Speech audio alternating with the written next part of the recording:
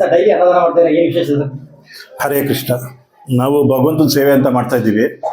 ನಾವು ಕೃಷ್ಣ ಪರಮಾತ್ಮನ ಒಂದು ಭಕ್ತರು, ಇಸ್ಕಾನ್ಗೆ ಡೆವೋಟಿಸು. ಹಾಗಾಗಿ ನಾವು ಹಸಿದ ಹೊಟ್ಟೆಯಲ್ಲಿ ಭಗವಂತನ ಕಾಣ್ತಾ ಇದ್ದೀವಿ. ಈಗ ಎಷ್ಟೋ ಜನ ಕೂಲಿ ಕಾರ್ಮಿಕರು ಇವರೆಲ್ಲ ಇರ್ತಾರೆ.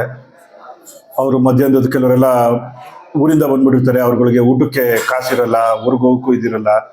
ಅಂಥವ್ರಿಗೆ ನಮ್ಮ ಕಡೆಯಿಂದ ಒಂದು ಸಣ್ಣ ಸೇವೆ. ಮತ್ತು ಈ ಕೂಲಿ ಕಾರ್ಮಿಕರು ಇವರೆಲ್ಲರೂ ಇಲ್ಲಿ ದಿನನಿತ್ಯದಲ್ಲಿ ಈಗಿರೋ ಇದಕ್ಕೆ ಒಂದು 75ರಿಂದ 100 ರೂಪಾಯಿ ಬೇಕು. ಇಲ್ಲಿ ಬಂದು ಊಟ ಮಾಡೋದ್ರಿಂದ ಆ ದುಡ್ಡನ್ನ ಅವ್ರಿಗೆ ನೆಕ್ಸ್ಟ್ ಅವ್ರ ಮಕ್ಕಳು ಎಜುಕೇಷನ್ಗೋ, ಇಲ್ಲ ಅಂದರೆ ಅವ್ರಿಗೆ ಒಂದು ವೈದ್ಯಕೀಯ ವ್ಯವಸ್ಥೆಗೋ, ಹಾಸ್ಪಿಟ್ಲಿಗೋ ಏನಕ್ಕಾರ ಒಂದು ಉಪಯೋಗಕ್ಕೆ ಬಂದರೆ ಈ ದುಡ್ಡು ಬೇರೆ ಕೆಟ್ಟದ್ದು ಚಟಗಳಿಗೆ ಉಪಯೋಗಿಸ್ತೀರಾ, ಅದೇ ದುಡ್ಡನ್ನ ಅವ್ರ ಮನೆಗೆ ಉಪಯೋಗ ಆಗೋ ಥರ ಬಳಸ್ಕೊಂಡ್ರೆ ಅದು ನಮಗೆ ಒಂದು ಖುಷಿ ಸಿಗುತ್ತೆ. ಮತ್ತು ಅಷ್ಟವರು ಸಂತೃಪ್ತಿಯಾಗಿ ಊಟ ಮಾಡಿ ಹೊಟ್ಟೆ ತುಂಬಿ ಭಗವಂತ ನೆನೆಸ್ಕೊಂಡ್ರೆ ಆ ಭಗವಂತನ ತಲುಪ್ದಂಗೆ ಆ ಸೇವೆ ಆ ಒಂದು ಮಾಡ್ತಾರೆ. ಸುಮಾರು 5 ವರ್ಷದಿಂದ ಮಾಡ್ಕೊಂಡ್ಬರ್ತೀವಿ. ನಾವು ನಾಗರಬಾವಿಲಿ ಮತ್ತು ಸುಕ್ಕದ ಕಟ್ಟೆಯಲ್ಲಿ ಒಂದು 3 ಅನಾಥಾಶ್ರಮ, 2 ವೃದ್ಧಾಶ್ರಮಕ್ಕೆ ಡೈಲಿ ಇದೇ ರೀತಿ ಊಟ ಕಳಿಸ್ತೀವಿ. ಮತ್ತು ಇಲ್ಲಿ ಶ್ರೀನಗರದಲ್ಲಿ ಒಂದು ಅಂಗವಿಕಲ ಆಶ್ರಮ ಇದೆ, ಅಲ್ಲೂ ಕಳಿಸ್ತೀವಿ. ಅಲ್ಲಿ 11:30ಗೆಲ್ಲ ಹೊಂಟೋಗ್ಬಿಡುತ್ತೆ ಊಟ. ಮಧ್ಯಾಹ್ನಕ್ಕೆ ರಾತ್ರಿಗೆ ಆಗೋ ಥರ 2 ಟೈಮ್ ಆಗೋ ಥರ ನಾವು ಊಟ ಕಳಿಸ್ಕೊಟ್ಬಿಡ್ತೀವಿ. ಅದಾದ ನಂತರ ಇಲ್ಲಿ ಶ್ರೀನಗರದಲ್ಲಿ, ಗಿರಿನಗರದಲ್ಲಿ ಇದೇ ಥರ ಒಂದೊಂದು ಕಡೆ ಒಂದು 500 ಜನಕ್ಕೆ ನಾವು ಊಟ ಬಡಿಸ್ತೀವಿ. ಸುಮಾರು ಪ್ರತಿದಿನ ಒಂದು 2,000 ಜನಕ್ಕೆ ನಾವು ನಮ್ಮ ಭಗವಂತನ ಪ್ರೇರಣೆಯಿಂದ ನಾವು ಸೇವೆ ಮಾಡ್ತಾ ಇರ್ತೀವಿ. ಅನ್ನ ಸಾಂಬಾರು, ಅನ್ನ ರಸಮ್ಮು, ಮೊಸರನ್ನ, ಮುದ್ದೆ, ಹಪ್ಪಳ, ಸಂಡಿಗೆ, ಉಪ್ಪಿನಕಾಯಿ ಇದೆಲ್ಲ ಇರ್ತದೆ. ಫುಲ್ ಮೀಲ್ಸ್ ನಾವೇನು ಊಟ ಮಾಡ್ತೀವಿ ಅದೇನೆ. ನಾವೇನು ಫುಲ್ ಮೀಲ್ಸಲ್ಲಿ ಏನು ಸಿಗುತ್ತೆ ಪಲ್ಯ ಎಲ್ಲ ಸೇಮ್. ಅಂದರೆ ಸಾಂಬಾರು ದಿನಕ್ಕೆ ಒಂದೊಂಥರ ಚೇಂಜ್ ಆಗುತ್ತೆ. ಒಂದು ದಿವಸ ತರಕಾರಿ ಸಾಂಬಾರು ಅಂದರೆ ನೆಕ್ಸ್ಟ್ ಕಾಳು ಸಾಂಬಾರು ಅಂದರೆ ಸೊಪ್ಪು ಸಾಂಬಾರು, ಹಂಗೆ ರೊಟೇಷನ್ ಆಗ್ತಾ ಇರುತ್ತೆ. 7 ದಿನನೂ ರೊಟೇಷನ್, ಮೊಳಕೆ ಕಟ್ಟಿ ಸಾಂಬಾರು ಹಿಂಗೆ ರೊಟೇಷನ್ ಆಗ್ತಾ ಇರುತ್ತೆ.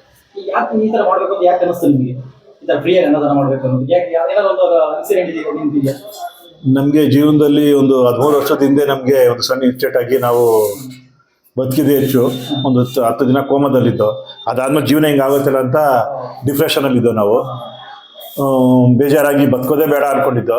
ಅದಾದ ನಂತರ ನಾವು ಭಗವಂತನ ಸೇವೆ ಇಸ್ಕಾನ್ಗೆ ಹೋಗಿ ಭಗವಂತನ ಸೇವೆ ಮಾಡಿಕೊಂಡು ಚಾಂಟ್ ಮಾಡಿಕೊಂಡು ದಿನನಿತ್ಯ ಹೋಗೋದು. ಅವಾಗ ಫ್ರೀಯಾಗಿದ್ದಾಗಲ್ಲ ಇದು ಹೋಗೋದು, ದೇವಸ್ಥಾನದಲ್ಲಿ ನೆಮ್ಮದಿ ಕಂಡುಕೊಂಡು. ಅದಾದಮೇಲೆ ಒಂದು ದಿನ ಬದುಕಿದ್ದೀವಿ ಏನಕ್ಕೆ, ಈಗ ಸಾಯ್ಬೇಕಾದವನು ಬದುಕಿದ್ದೀನಿ, ಬದುಕಿದ್ದು ಏನು ಪ್ರಯೋಜನ, ಬದುಕಿದ್ದು ಏನು ಸಾಧನೆ ಅನ್ನಿಸ್ತು. ಹಾಗಾಗಿ ನಾವು ಬದುಕಿದ್ದು ಜೀವನನ ಸಾರ್ಥಕತೆ ಮಾಡ್ಕೊಳ್ಳೋಕ್ಕೋಸ್ಕರ ಭಗವಂತ ಈ ದಾರಿನ ಹುಡ್ಕೊಟ್ಟಿದ್ದಾನೆ. ಈ ಕಾರ್ಯಕ್ರಮದಲ್ಲಿ ನಮಗೆ ತೃಪ್ತಿ ಇದೆ, ಸಮಾಧಾನ ಇದೆ. ನಾವೆಲ್ಲೆಲ್ಲೋ ಹೋಗ್ತೀವಿ ತೃಪ್ತಿಗೆ, ಸುಖಕ್ಕೆ, ಸಮಾಧಾನಕ್ಕೆ. ನನಗೆ ಈ ಒಂದು ಕಾರ್ಯಕ್ರಮದಲ್ಲಿ ನಂಗೆ ನೆಮ್ಮದಿ ಸಿಕ್ಕಿದೆ, ತೃಪ್ತಿ ಇದೆ. ನಾನು ಮಾಡ್ತಿರೋ ಕಾರ್ಯಕ್ರಮದಲ್ಲಿ ಈ ಜೀವನನ, ಈ ಜನ್ಮನ ಸಾರ್ಥಕತೆಯಿಂದ ಕಳೀತಾ ಇದ್ದೀನಿ ಅಂತ ಅಂದ್ಕೊಂಡಿದ್ದೀನಿ. ಅದಕ್ಕೆ ಕಾರ್ಯಕ್ರಮ ಮಾಡ್ಕೊಂಡು ಹೋಗ್ತಾ ಇದ್ದೀವಿ. ಅದು ನಾವು ಇದು ಅಂದಾನ ಅದಲ್ಲ, ದಾಸೋಹ ಅಂತ ಮಾಡ್ತಾ ಇದ್ದೀವಿ, ಭಗವಂತನ ಸೇವೆ ಅಂತ ಮಾಡ್ತಾ ಇದ್ದೀವಿ. ಆವಾಗಲೇ ಹೇಳ್ದಂಗೆ ನಾನು ಹಸಿದ ಹೊಟ್ಟೆಯಲ್ಲಿ ಭಗವಂತನ ಕಾಣ್ತೀವಿ. ಯಾರೋ ತುಂಬ ಇಷ್ಟು ಜನದಲ್ಲಿ ಒಂದು 10 ಜನನಾರು ಹೊಟ್ಟೆ ಹಸ್ತಿದ್ದವರು ಆ ಟೈಮಲ್ಲಿ ಊಟ ಮಾಡಿ ಅಪ್ಪ ಭಗವಂತ ಅಂತ ನೆನ್ಸ್ಕೊಂಡ್ರೆ ನಾವು ಮಾಡ್ತಾರ ಕಾರ್ಯ ಭಗವಂತನ ತಲುಪುತ್ತೆ ಅನ್ನೋ ಒಂದು ಮನೋಭಾವ. ಇವತ್ತರೆಗೂ ನಾವು ಯಾರ ಥರ ಏನು ತೊಗೊಂಡಿಲ್ಲ.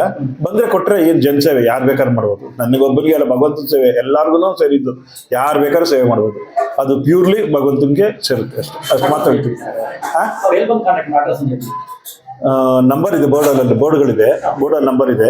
ಇದು ಒಂದು ನಮ್ಮ ಆಫೀಸ್ ಇದೆ, ಶ್ರೀನಗರದಲ್ಲೊಂದು, ಗಿರಿನಗರದಲ್ಲೊಂದು ಆಫೀಸ್ ಇದೆ. ಅಲ್ಲಿ ಬಂದು ಕಾಂಟ್ಯಾಕ್ಟ್ ಮಾಡಿದ್ರೆ ರಾಧಾಕೃಷ್ಣ ಚಾರಿಟಬಲ್ ಟ್ರಸ್ಟ್ ಅಂತ ಹಾಕಿದ್ರೆ ಅಲ್ಲಿ ಬೇಕು. ಗಿರೀಶ್ ಅಬ್ಬಿ ಅಂತ.